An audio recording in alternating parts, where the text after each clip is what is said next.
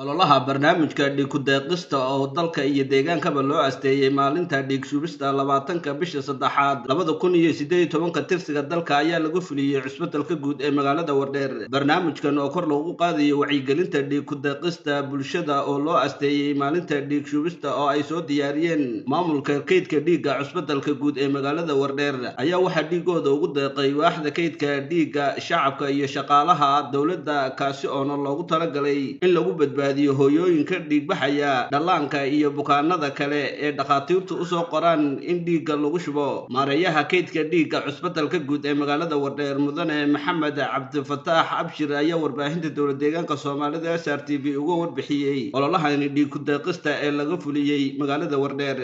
Waxaan qabanay barnaamijka ololaha dhiig ku deeqista kaasoo guud ahaan Afrika qaaradda Afrika dalka iyo deegaankaba ka socda. Barnaamijkan waxaa si guud nagala qayb galay oo dhiigooda si fiican ugu deeqay shaqaalaha hospitaalka guud ee Wardheer Hospital